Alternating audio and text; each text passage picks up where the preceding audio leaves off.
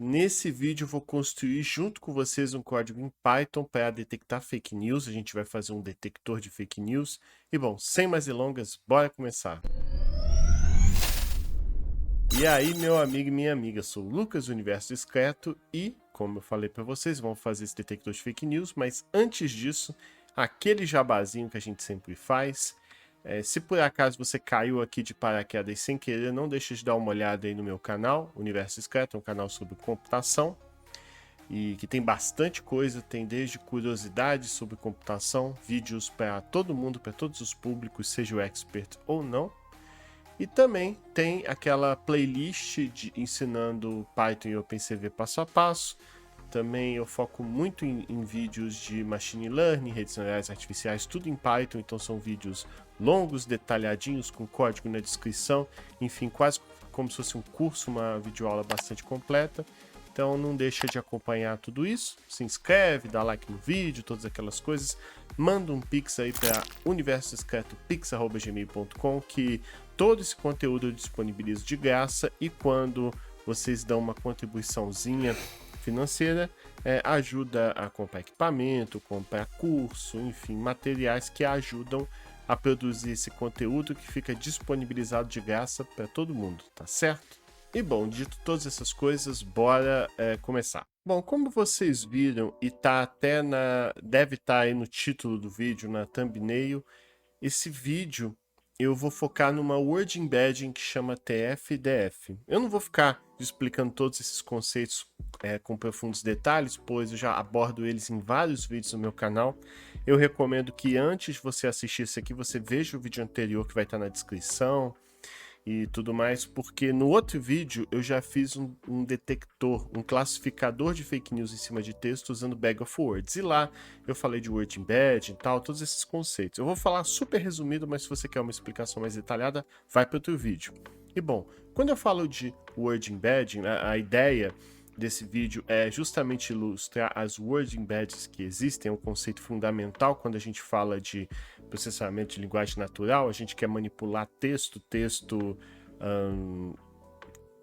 com a linguagem bem humana aí que a gente está acostumado. E o word embedding é esse passo onde você pega o texto e transforma isso em números, já que algoritmos de machine learning só conseguem manipular a informação quando ela está representada numericamente. Então, a gente tem que fazer algum procedimento que transforma texto em número, e o word embedding é a categoria de algoritmos, de técnicas que fazem isso.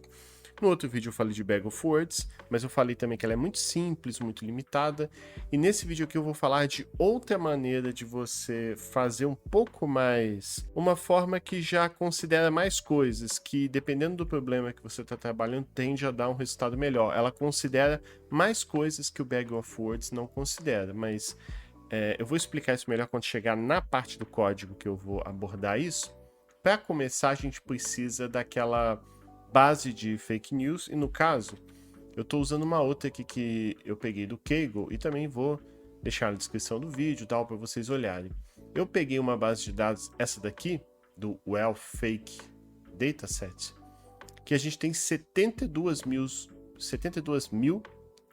artigos de notícias, sendo que delas 35 mil são notícias reais e outras 37 mil são fake news.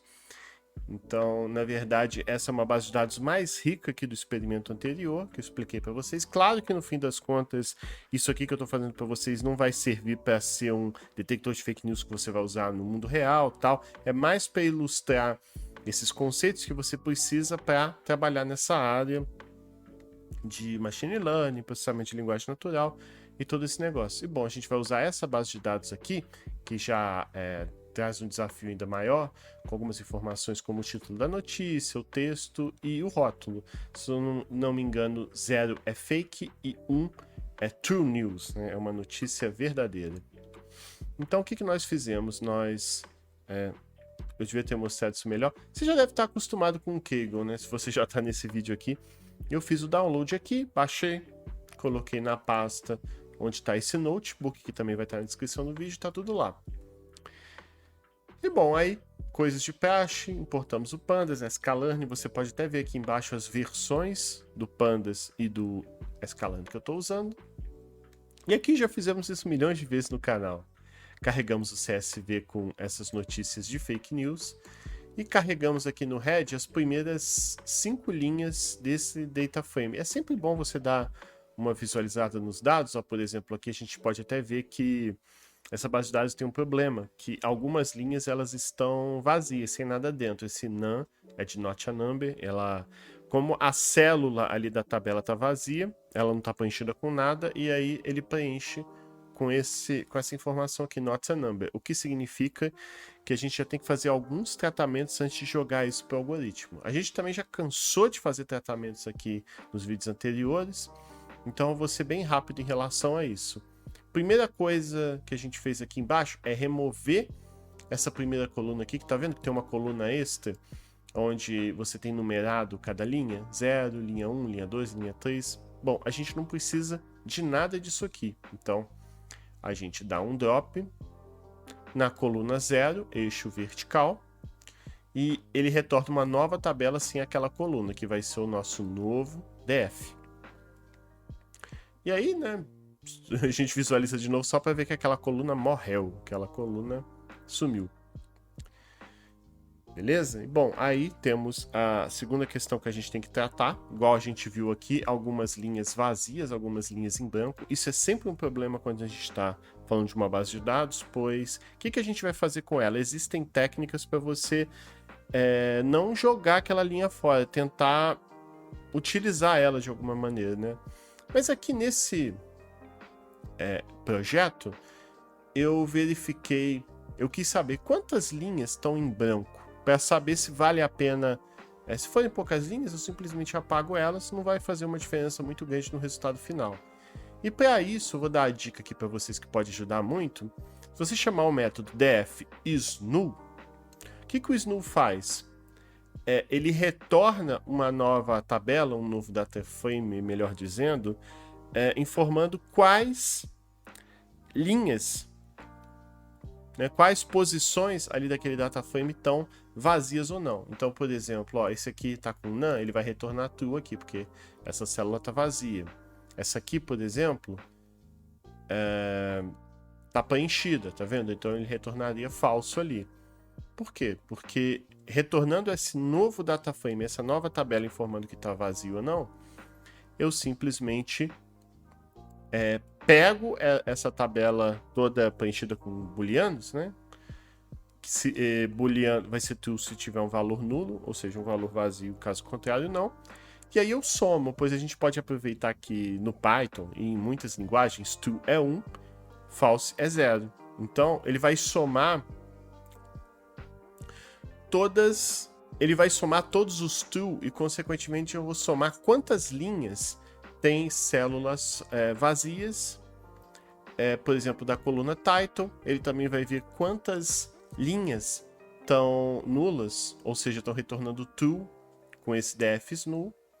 E label não vai acontecer porque label está certinho, não tem nenhuma nula. A gente até conferiu isso aqui embaixo, ó, né? Quando a gente roda aqui para ver, 558 linhas estão vazias, né? Então elas estão retornando falso nesse código aqui que a gente está mexendo, e de texto 39. Aí, bom, essa nossa base de dados tem 70 e tantas mil notícias.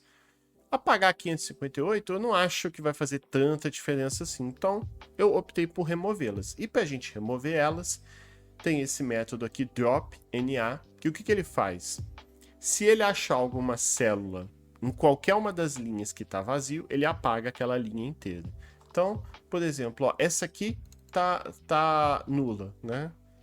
Então ele apaga a linha inteira, inclusive aquela linha que tinha aquele texto, did there post their votes for Hillary already? Você capa a linha inteira vai pro beleléu. Então aí você apaga todas as linhas e retorna isso para ser o nosso novo data frame. E aí a gente faz o mesmo procedimento de antes, soma tudo para ver se realmente apagou tudo, para dar aquela conferida, é sempre bom. E olha lá, como a gente pode ver, deu certinho. A gente chama até o shape 0 para verificar. Agora está com 71 mil linhas, antes tinha 72.134. Então perdemos aí algumas notícias, Porque isso é importante a gente observar que quando são poucas linhas nulas, acho que não tem tanto problema assim a gente apagar. Se a gente perceber que a maior parte da nossa base de dados tem linhas nulas, aí a gente tem que pensar em algum tratamento ou talvez até usar outra base, né? Enfim, vai depender de cada caso. Nessa playlist Machine Learning, especialmente nos primeiros vídeos, eu mostro como é que você pode fazer alguns tratamentos para reaproveitar linhas que estão com esse problema. Não vou falar disso aqui de novo, senão vou perder muito foco. E continuando aqui, eu fui fazendo uma série de tratamentos que é sempre bom a gente fazer quando a gente está falando de alguns tratamentos típicos que a gente usa em processamento de linguagem natural. O outro que eu usei aqui é o seguinte: será que tem linhas repetidas? Porque vamos supor, você tem nessa base de dados aqui essa notícia: Unbelievable, Obama's attorney, blá blá blá, no, most of blá blá blá. Aí um tempo depois, a mesma notícia, a mesma linha igual. Será que faz sentido eu repetir a mesma linha igualzinha? Então, o que eu fiz? Eu chamei o método do pandas df duplicated, que aí ele faz algo parecido com esse de retornar as linhas nulas. Só que aqui ele faz o seguinte: se tiver linhas duplicadas repetidas, ele vai retornar true naquela linha ali. E se aquela linha não estiver duplicada na base de dados, retorna falso. E aí eu somo para ver quantas linhas estão duplicadas. Aqui já deu um número substancial. Aqui já vale a pena pensar: será que eu apago? Não. Eu acabei apagando, né? Eu chamei o método df-drop-duplicates, que, como o próprio nome diz, remove linhas duplicadas. Mas aí talvez você esteja pensando: mas Lucas, quando eu chamo drop duplicates, eu removo as duas linhas? Então, você tem a linha e a sua cópia. Você apaga as duas ou você remove só uma das duas? Eu não sei se vocês entenderam exatamente o que eu falei, mas você tem vários parâmetros que você pode passar para controlar o comportamento do drop duplicates, mas não, ele não remove. Ele mantém a primeira linha, ele só apaga as eventuais duplicadas. Então, se você tem essa linha e a próxima linha e a outra ou seja, você tem a original e duas cópias, ele mantém a original e as duas cópias são removidas. Se você usar como está aqui, se você mudar os parâmetros, aí você consegue gerar outros efeitos, outros comportamentos, dependendo do que você precisa no seu projeto. Então, você só vai remover as cópias, mantendo a linha original. E aí a gente até pode ver que agora você tem 63 mil linhas. Aqui eu acho que é um caso a se pensar, porque removemos bastante, né? Mas acabou que eu removi assim mesmo. Não achei que o resultado final ficou tão ruim, não. A gente vai até ver. E seguindo aqui, porque estou falando demais de outras etapas que não tangem ao TF e DF, mas essa última que eu acho que é importante relembrar vocês, pois é algo que a gente até discutiu muitas vezes em outros projetos que se referem aí a Machine Learning, a processamento de linguagem natural, que é o seguinte: depois de todos esses tratamentos é bom a gente ver, será que essa base de dados está balanceada? Ou seja, você tem a mesma quantidade de notícias falsas e notícias reais, e aqui houve um pequeno desbalanceamento. Provavelmente porque essas notícias aqui que eu removi, duplicadas, são notícias reais, provavelmente. Então, deu uma diferençazinha. Essa diferençazinha não é tão bom. De repente, até valeria você manter, não apagar as duplicadas, mas de qualquer forma eu deixei isso tudo aqui porque eu acho que são boas práticas de você conhecer, e aí, dependendo do seu projeto, você verifica se utiliza ou não. Eu vou deixar como um dever de casa para você testar esse mesmo projeto, mantendo esse balanceamento, ou seja, sem remover as duplicadas, e depois você pode até me dizer aí nos comentários se o resultado melhorou, piorou, enfim, vou passar a bola aí para vocês.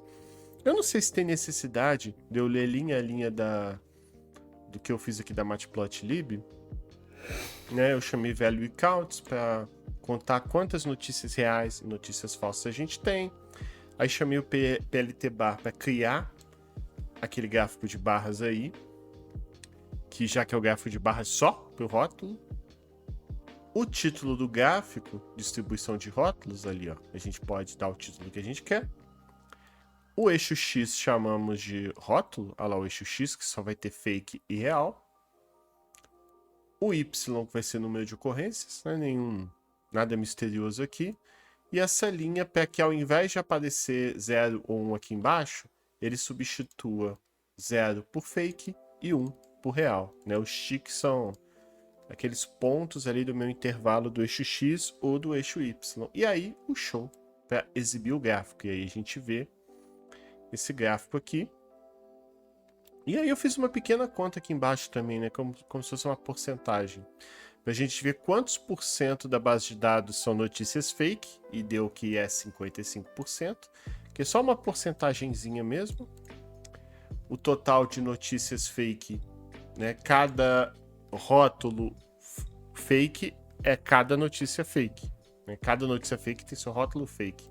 Então se você pegar ela, dividir pelo total de notícias, multiplicar por 100, dá a porcentagem. E aí mais da metade da base de dados, 55% é fake e os outros 44% é real. Então há um desbalanceamento aqui, que aí você pode tratar duplicando aquelas notícias, igual eu falei antes, ou aplicando outras estratégias.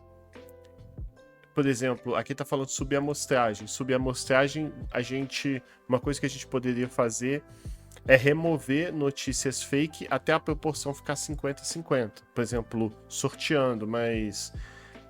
Enfim. Eu acho que esse tipo de técnica e estratégia pode ficar para outro vídeo, mas eu deixei o comentário aqui que eu acho que vale a pena você saber disso para pesquisar, não é mesmo?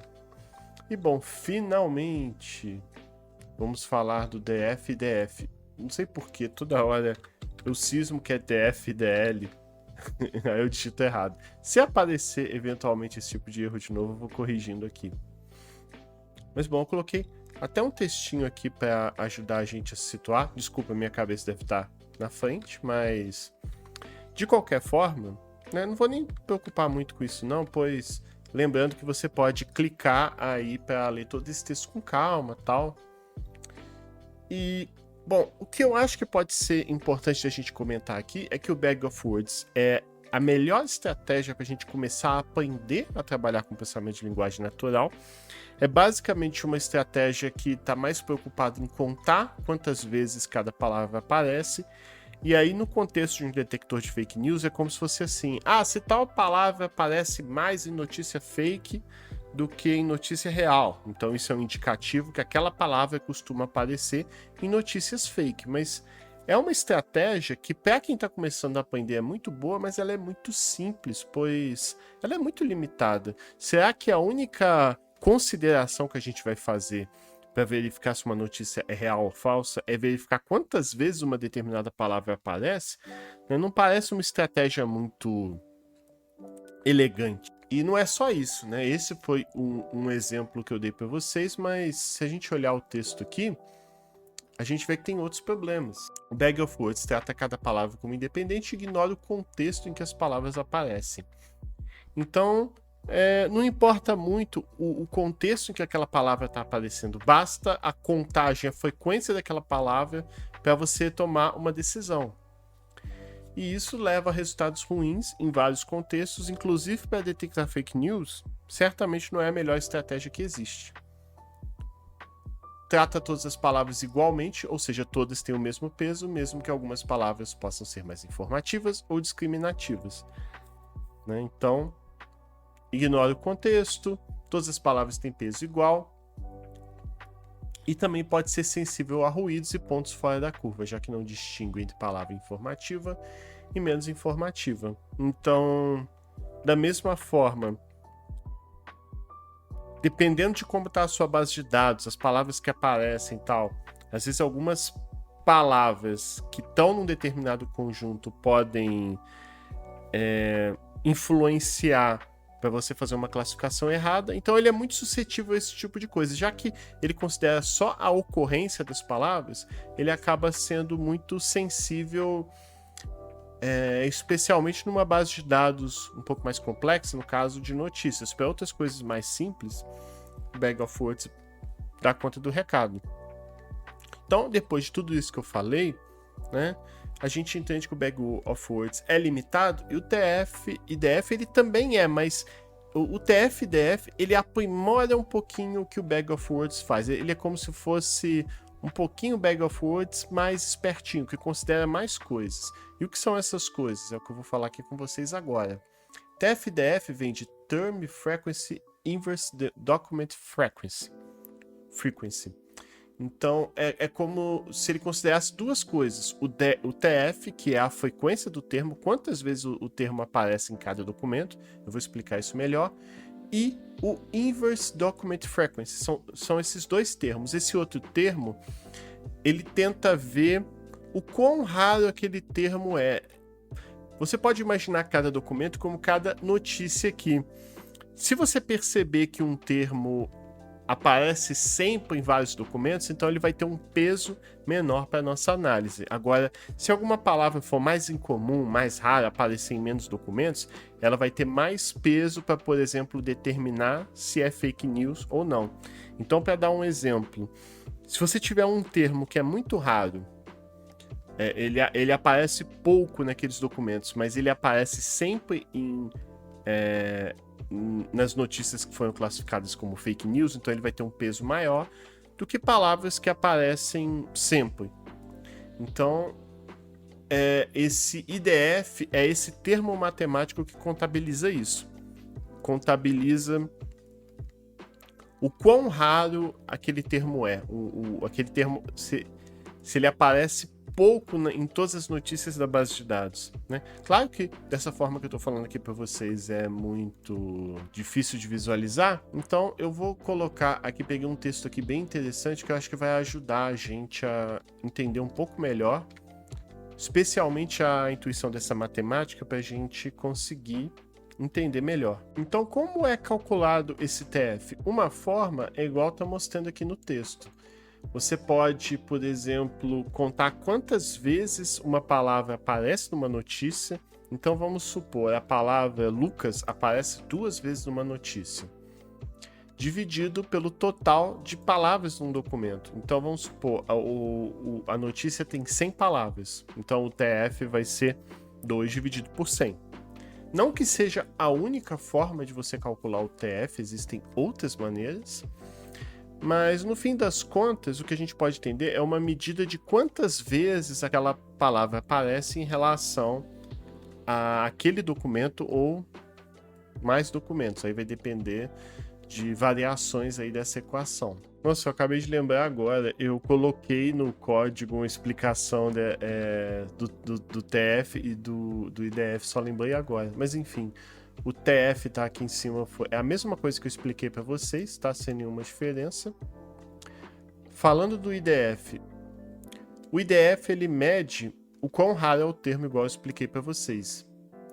E, assim, antes até de falar da equação, vamos pensar o seguinte: se aquela palavra é muito comum, ela aparece sempre, praticamente sempre em todos os documentos, o IDF vai dar um valor próximo de 0. Agora, se o termo for raro, vamos supor que aquele termo só apareceu naquele documento e em todos os outros documentos não. Nesse caso, o IDF daquela palavra, daquele termo, vai dar próximo de 1. Então é basicamente isso, é uma equação normalizada, que o valor fica entre 0 e 1. E quando um termo aparece muito, o IDF vai ficar próximo de 0, e quando ele é muito raro, aparece em 1, 2, em poucos documentos e poucas notícias, ele vai ficar próximo de 1. Mas tá, como é que a fórmula faz isso? É por meio dessa fórmula aqui.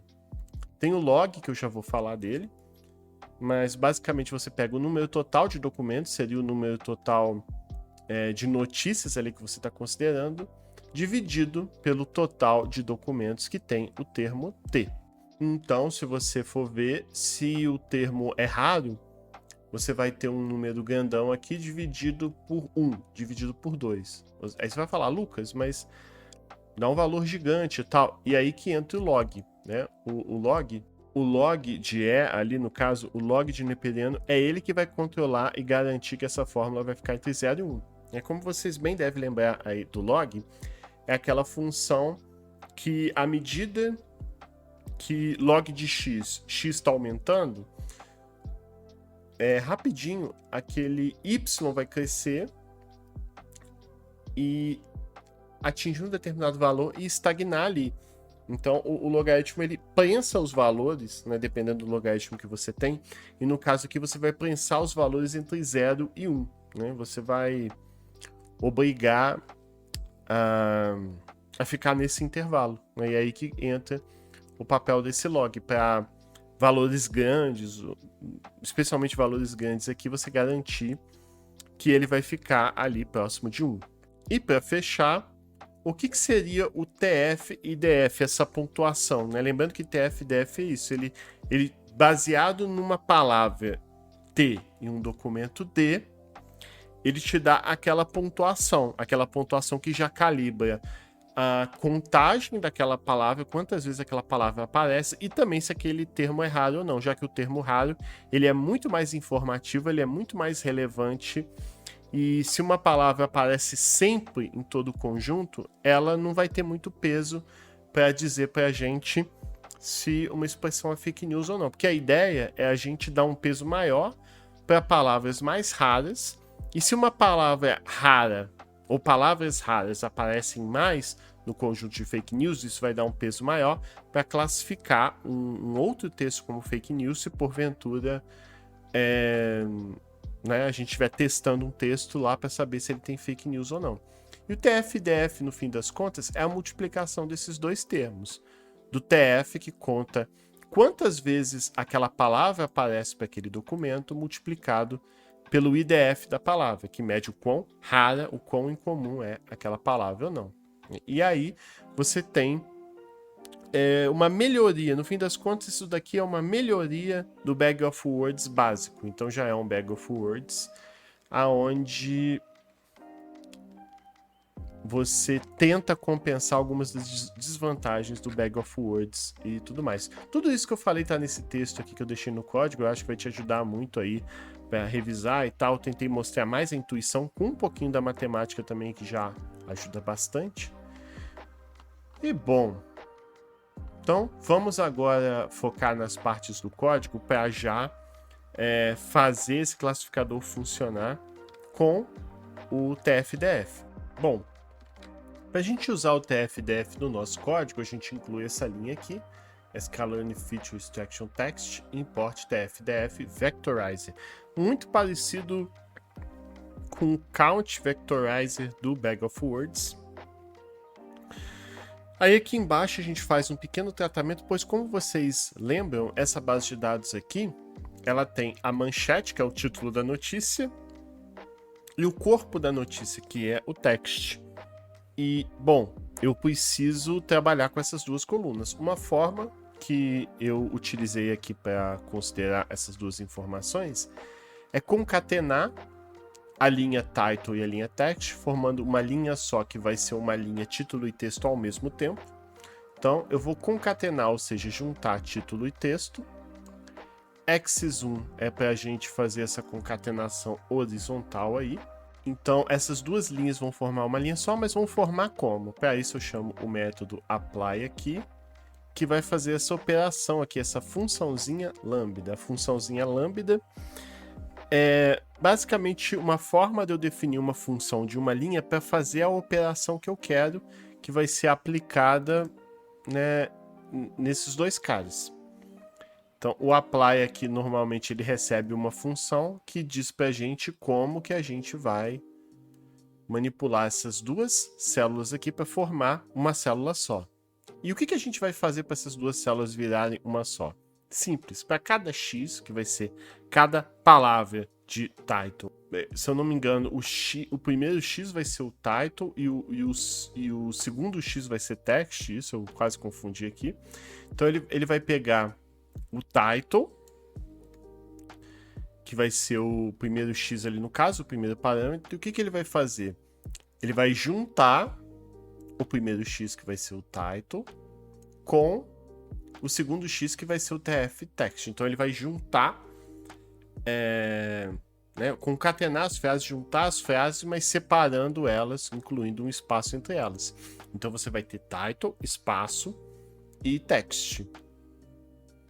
Da mesma forma que acho que horizontal também. E com isso nós formamos uma coluna só, que eu chamei aqui de coluna news. Né? Essa coluna aqui, essa coluna news, ela vai ter o título, a manchete da notícia e o texto ao mesmo tempo, as duas informações que a gente vai entregar dessa maneira para a nossa base de dados. Desculpa, para o nosso modelo, para o nosso algoritmo aí de aprendizado de máquina. E aqui, pessoal, eu faço os mesmos procedimentos de stop words, lematização. Eu não vou falar isso aqui tudo de novo não, pois no outro vídeo eu já expliquei o que é stop words, lematização. Eu recomendo que, se você quiser entender melhor isso, vai para o outro vídeo de Bag of Words que eu falo disso. Mas se você não fizer isso, eu vou resumir da seguinte maneira. Stop words são as palavras que não têm muito significado, né? Não tem uma semântica assim muito importante. São palavras como isso, você, aquilo, sabe? Palavras que não acrescentam muita coisa para a classificação. Por exemplo, se você falar o nome de um político no meio das notícias, ou o nome de um país, isso vai semanticamente ter mais peso para eu classificar como fake news ou não. Mas, assim, uma notícia não é fake news porque tem a palavra isso, ou tem a palavra você. Então, essas palavras que não trazem muita informação, a gente chama elas de stop words e a gente remove elas do nosso projeto. E aqui é o código para fazer isso. No vídeo de Bag of Words eu explico um código parecidíssimo com esse, se não me engano, deve ser até o mesmo código igual. E aí a gente pode ver que antes e depois do stop words você remove muitas palavras, o que acaba sendo bom. Você diminui o custo computacional de rodar todo esse algoritmo, você remove um pouquinho o ruído, porque querendo ou não, isso é ruído, isso são palavras que não acrescentam muito e que confundem. E depois a lematização, que é você reduzir as palavras a uma forma raiz, sabe? Aí, para dar um exemplo disso, eu também explico tudo isso lá no vídeo de Bag of Words, mas para dar um resumo resumido. É como se palavras que têm o mesmo significado eu transformasse tudo numa palavra só. E que tipo de palavra acontece nisso? Palavras como, por exemplo, formas verbais.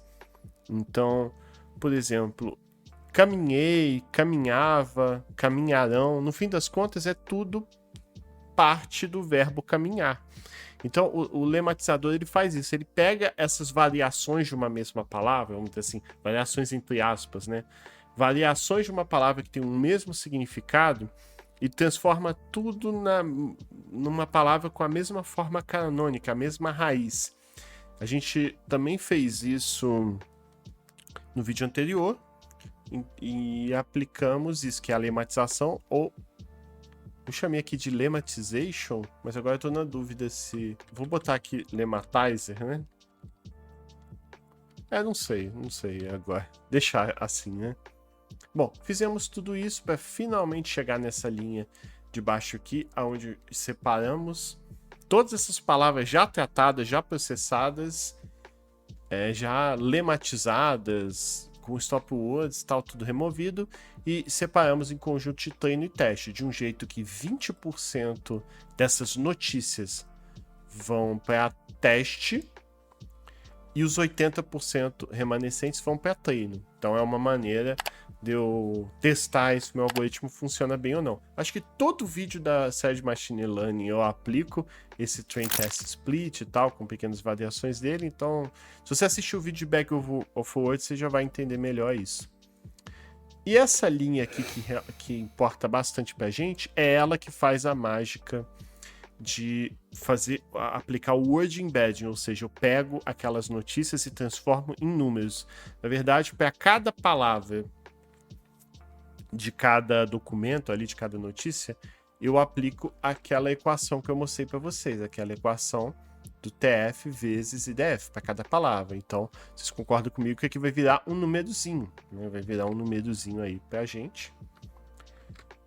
E esse númerozinho é o que vai ser usado pelo nosso algoritmo aí para classificar se é fake news ou não. Então eu crio o objeto df vectorizer, que vai ser esse cara aqui, e esse objeto eu vou chamar o método fitTransform passando xtrain, que já são todas aquela estrutura de dados com todas as notícias já tratadas.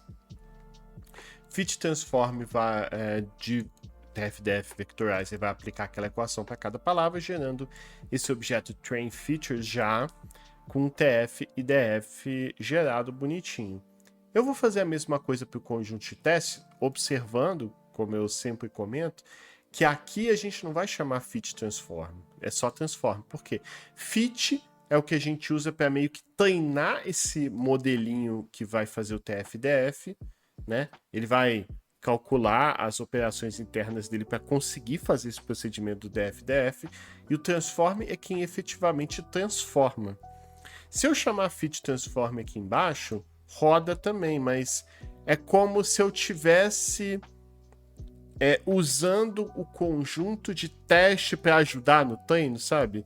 O conjunto de treino não pode ter acesso ao conjunto de teste, senão é meio que uma trapaça. É como se o modelo estivesse colando, já sabendo o que ele vai testar, e isso vai artificialmente fazer o resultado ser melhor. Então, normalmente, no caso de teste, a gente se chama transform para não impactar, né, não influenciar na qualidade do que o objeto vectorizer ali vai conseguir fazer.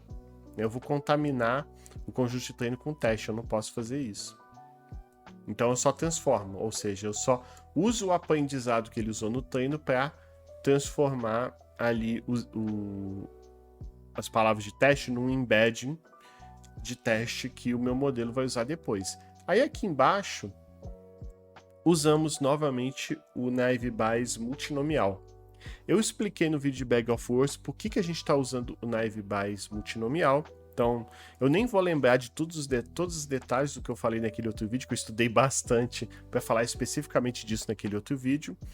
O que eu posso dizer, resumido aqui para vocês, é que para algoritmos de linguagem natural mais simples, Naive Bayes funciona bem, e o multinomial também funciona bem. Mas se você quer mais explicações do porquê, assiste o outro vídeo lá que está na descrição, vai na minutagem no momento que eu explico Naive Bayes multinomial, que lá eu lembro que eu dou mais detalhe, eu abro as equações, explico, acho que ali você vai entender melhor por que esse algoritmo é bom.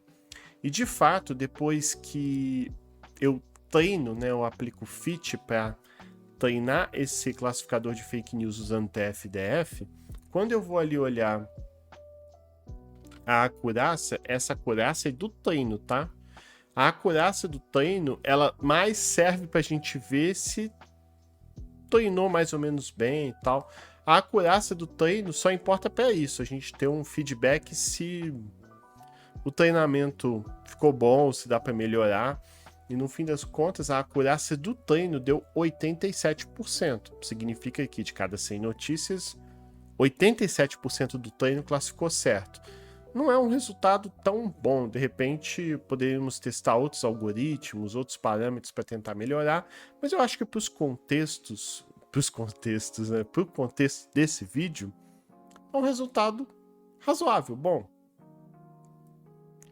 Tanto que eu peguei esse mesmo cara aqui e aí fiz o teste que realmente importa, ou seja, para o conjunto de teste, eu fui verificar se ele classifica fake news bem ou não, e a acurácia final dele foi de 85%. Então aqui a gente tem um indicativo de cada 100 notícias que não estão no conjunto de treino, 85% ele classifica corretamente, seja como fake news ou notícia verdadeira. 15% 15 notícias ele erra. É bastante. Assim, não tá tão ruim, mas vamos supor, se eu fosse criar um bot que automaticamente em rede social indica pra gente se é fake news ou não. Ele vai errar bastante para muita gente, vai deixar muita gente brava aí, especialmente se for notícia de política, de falando de um determinado político. Então, precisaria melhorar mais ainda, pelo menos chegar nos 90% para aí pensar se coloca em produção ou não. Mas isso, na verdade, pode significar um outro indicativo para a gente, que talvez o TF-DF não seja tão bom assim para fake news. Vamos entender isso agora, olhando as outras métricas mais detalhadas. Então, o que eu fiz? Eu chamei o Sklearn Metrics Classification Report. Aí, de novo, chamei o Predict, que ele retorna para a gente, para esse conjunto de features, qual foi o Y, ou seja, para essas notícias aqui, ele disse quais são reais e quais são fake, e aí eu passei para esse método Classification Report, que ele aplica outras métricas que não a acurácia, porque a acurácia, ela te dá uma medida geral, mas é muita informação, você fica sem saber. E quando eu chamei esse Classification Report, ele traz outras métricas como precisão, recall, F1 score, especialmente. Suporte, se eu não me engano, ele está indicando aqui para a gente quantas notícias caiu num conjunto ou no outro, né? Então, o que vai importar para a gente é o precision, o recall e o F1 score. Vamos comentar brevemente cada um deles. Eu até botei uma colinha aqui embaixo para me ajudar aqui no vídeo, mas que acho que vai ajudar vocês estudando também, né?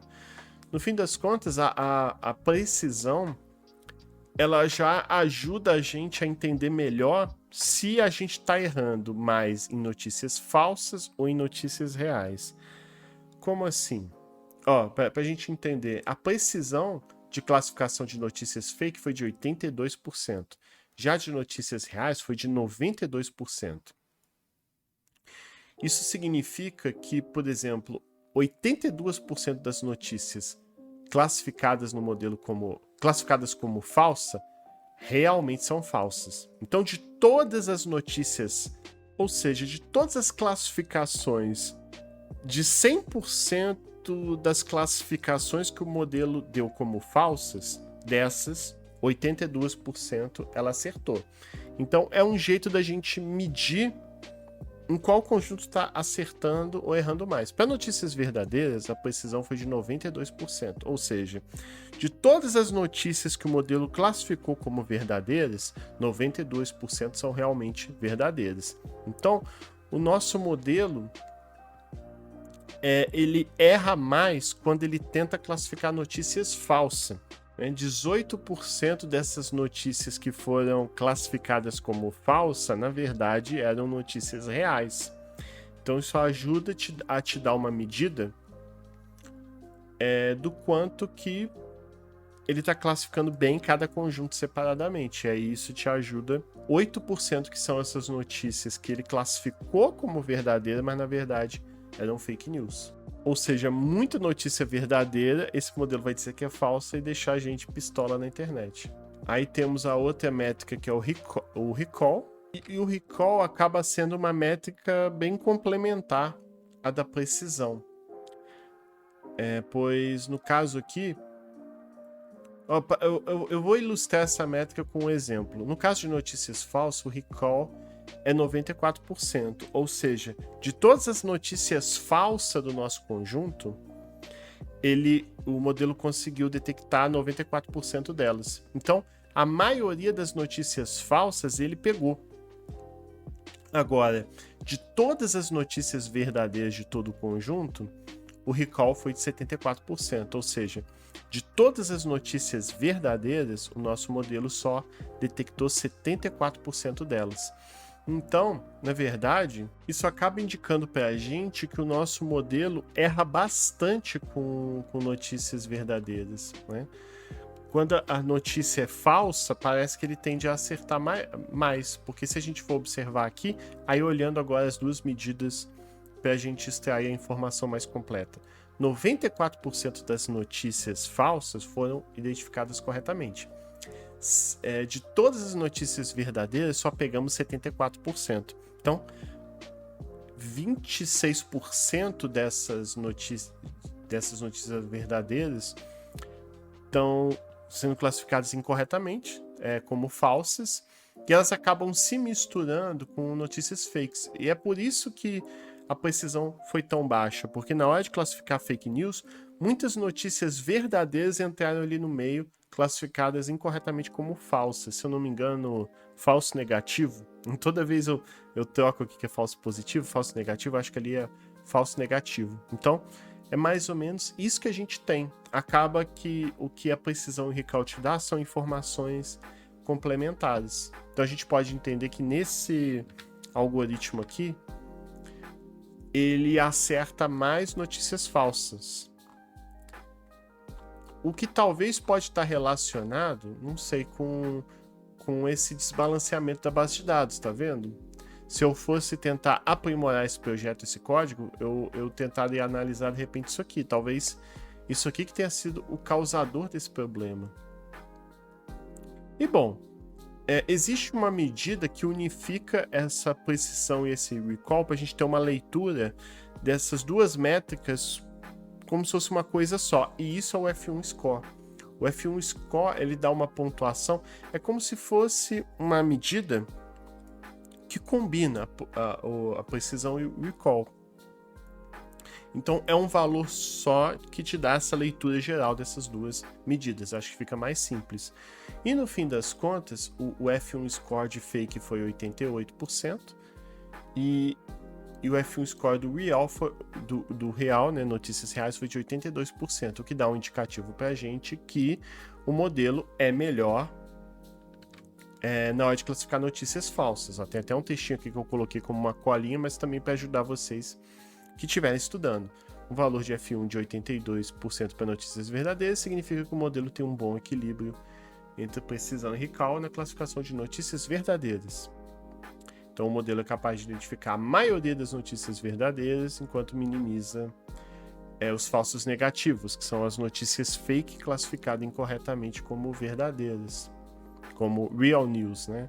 Enquanto 88% para notícias falsas indica um desempenho melhor na hora de classificar notícias falsas, que foi o que eu falei para vocês. Então a gente descobriu que esse modelo, da forma como ele está agora, ele é melhor para classificar notícias falsas. E bom, uma última coisa que faltou, que eu acho que é importante comentar relacionado a isso, é a validação cruzada, pois, como vocês podem ver, tudo isso aqui foi para um teste só. E a gente tem que aplicar a validação cruzada, ou seja, testar, dividir o treino e teste em partes e testar cada parte separadamente. Eu tenho muitos vídeos aqui no meu canal que eu falo de validação cruzada, tem um vídeo só disso. Eu vou deixar ele na descrição porque se eu ainda tentar falar de validação cruzada agora, o vídeo vai ter 2 horas e vai perder o fio da meada. Mas eu vou deixar vídeos que eu aplico validação cruzada nos modelos que eu estou explicando para te ajudar a dar um entendimento melhor. Mas o que eu fiz? Eu calculei a precisão, o recall e F1 considerando todas as partes da validação cruzada. Aqui eu fiz uma validação cruzada de 5 partes. Então é como se eu dividisse treino e teste em 5 partes, sempre trocando. Em um momento, o teste, uma partição vai estar no teste, e em outros momentos aquela partição vai estar em treino também. Então é um jeito de você ter mais segurança para verificar se o seu modelo é bom do que fazer um teste só, porque tudo isso aqui que eu mostrei aqui para cima foi um teste só. A gente tem que ter certeza se realmente o nosso modelo generaliza bem para vários casos, e é aí que entra a validação cruzada. Então, de novo, na Bias multinomial, eu criei um dicionário aqui chamado Scoring, que ele vai guardar para a gente a acurácia, a precisão para o rótulo 0, ou seja, para fake news, o recall para fake news, o F1 Score para fake news, e a precisão para notícias reais, o recall também e o F1 Score também. E aí, essa função makeScore, que meio que permite a gente criar o nosso pontuador, um pontuador customizado. Né? A gente define qual a métrica que a gente vai usar, e aí eu especifico que eu vou calcular para fake news, depois para notícias reais. Aí eu aplico a validação cruzada, que eu já explico ao longo de vários vídeos, e mostro aqui na tela. Aí lembrando que eu não vou mostrar a acurácia, a precisão, o recall para cada partição, eu simplesmente calculo a média entre as partições. E aí a gente pode ver um resultado parecido, de 85% de acurácia média para a classe 0 e para a classe 1, então a acurácia deu em torno de 85% mesmo. Aí a gente pode ver que a precisão para fake news foi mais baixa do que a precisão para notícias reais. Enfim, boa parte do que aconteceu ali em cima aconteceu aqui embaixo também. E bom, dado todas essas informações, eu pergunto para vocês, esse cara aqui performou melhor do que Bag of Words? Vamos conferir, eu tenho aqui também o código de Bag of Words para essa mesma base de dados, com os mesmos tratamentos, tal, tudo bonitinho. Vamos olhar aqui, eu fiz a validação cruzada também, e como a gente pode ver, a acurácia média foi de 89% para fake news e 89% para notícias reais, já foi maior do que o TF-DF, que foi 85%. Mas não só isso, precisão média de 90% para fake news, precisão média de 89% para notícias reais. Então, como vocês podem ver, e vocês podem conferir caso a caso, recall médio de 91% aqui. Então, no fim das contas, o Bag of Words foi melhor. Aí vocês devem estar pensando, pô, como assim? Você fez esse vídeo todo, explicou isso tudo para no fim das contas o Bag of Words ser melhor? O que aconteceu? Bom, o que aconteceu talvez seja o seguinte, talvez realmente para notícias falsas, para fake news, entre Bag of Words e TF-DF, Bag of Words realmente seja melhor. Por quê? Porque no fim das contas, talvez a ocorrência de palavras tenha um peso muito maior do que palavras específicas em conjuntos distintos. Talvez aquela coisa de você dar um peso maior para termos mais raros tenha mais atrapalhado aqui do que ajudado. Talvez nos conjuntos de notícias reais e falsas não sejam os termos raros que determinam se está num conjunto ou no outro. Talvez você contar quantas vezes cada palavra aparece num conjunto ou outro tenha muito mais peso. Então, essa é uma hipótese, eu não tenho 100% de certeza que realmente foi isso, mas dado todas essas informações, tudo que a gente avaliou, é possível que isso tenha acontecido, seria uma explicação que faria sentido, mas a gente não pode descartar que o algoritmo que a gente usou tem um impacto, talvez aquela coisa da gente ter jogado fora aquelas notícias duplicadas tenha pesado, e se a gente tivesse deixado meio a meio, o resultado ficaria parecido. Enfim, a gente teria que fazer mais testes em mais situações para ter certeza disso, mas talvez aqui a gente tenha um exemplo de que para fake news, Bag of Words seja melhor que TF-DF, mas se eu fosse fazer, por exemplo, um classificador que classifica se uma notícia é de esporte, ou é de economia, ou é de política, como alguns termos são mais raros, mais comuns em esportes do que em economia, talvez numa situação como essa, o TF-DF seja bem mais útil. Então, se eu fosse criar um algoritmo que automaticamente diz uma notícia de esportes, ou economia, ou política, me parece mais plausível que o TF-DF seja melhor. E no final é isso, meus amigos. Muito obrigado por ter assistido até aqui. Eu espero que esse vídeo tenha ajudado você. Eu queria agradecer aos membros, a todo mundo que apoia o canal, seja as pessoas que apoiam com like, compartilhando o vídeo ou assistindo os vídeos. Vocês também dão uma contribuição valiosíssima, mas agradecer também demais aos membros que apoiam financeiramente o canal. E é isso, muito obrigado, até a próxima.